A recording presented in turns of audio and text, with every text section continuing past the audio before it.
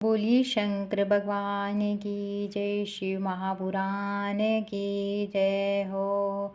बोलिए शिव परिवार की जय हो। तीसरा अध्याय, मुनियों को ब्रह्मा जी का उपदेश। श्री व्यास जी बोले, सूत जी के ऐसा कहने पर उन समस्त ऋषियों ने कहा, हे महामुनि सूत जी, यदि आप हमें अद्भुत वेदांत सार महाशिव पुराण सुनाते तो बड़ी कृपा होती। मुनियों से ऐसा सुनकर शिवजी का स्मरण करते हुए सूत जी प्रसन्न होकर बोले, अच्छा तो अब आप लोग इस अनामे शिव महापुराण को सुनिए, जो समस्त वेदों का सार है और जिसमें भक्ति, ज्ञान और वैराग्य तीनों प्रकार का वर्णन है। हे ऋषियों, पूर्व समय में जब पुनः पुनः कल्पों का क्षय होता गया और उसके पश्चात जब इस कल्प का प्रादुर्भाव हुआ, तब सृष्टि संबंधी कार्यों के आरंभ होने पर षटकुलीन अर्थात 6 कर्मों के करने वाले उत्तम कुल के मुनियों में ये मतभेद उत्पन्न हो गया कि ये सबसे पर है या नहीं। तब इसके निर्णय के लिए वह लोग ब्रह्मा जी के पास गए। ब्रह्मा जी ने कहा, जो सबसे पहले उत्पन्न हुआ और जिसमें मन वाणी का कोई गम नहीं तथा जिससे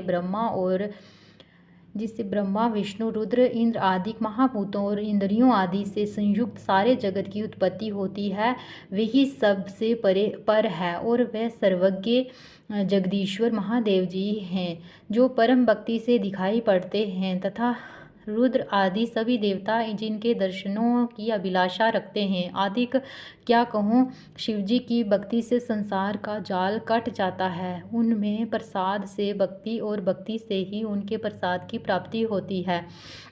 जैसे बीज से अंकुर और अंकुर से बीज की उत्पत्ति होती है, अतः हे ब्राह्मणों, आप लोग महादेव जी का प्रसाद पाने के लिए 1000 वर्ष का दीर्घ यज्ञ कीजिए, जिसमें शिवजी की कृपा से आपको साधे और साधना का ज्ञान होगा। इन पर मुनियों ने पूछा, हे सूत जी, ये साधे और साधना क्या है? ब्रह्मा जी ने कहा, साधे शिव पद है और साधन उनकी सेवा करना है, परंतु इसके लिए साधक को सर्वदा ही निष्प्रय होना चाहिए। जब इस प्रकार वेद विधि से भगवान शिव की आराधना होती है, तब परमेश पद की प्राप्ति हो जाती है और जो जैसा करता है उसे वैसा फल प्राप्त होता है। इस संबंध में स्वयं शिवजी ने भी कई निर्देश किए हैं। कानों से सुनना, वचन से कहना, मन से मनन करना भी एक महान साधन है, क्योंकि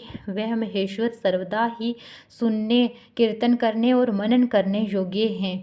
अतः साधक तक पहुँचना हो तो साधन में डट जाना ही आवश्यक है। प्रत्यक्ष का ही विश्वास होता है। अतएव बुद्धिमान को चाहिए कि पहले गुरु मुख से श्रवण कर कीर्तन और मनन द्वारा शिव योग को प्राप्त होवे। संभव है कि साधन में पहले तो कुछ क्लेश प्रतीत हो, परंतु पीछे अनंत मंगल ही प्राप्त होता है। इति श्री शिव महापुराण विद्वेश्वर संहिता का 3रा अध्याय समाप्त। बोलो शिव शंकर भोलेनाथ की जय, शिव महापुराण की जय हो।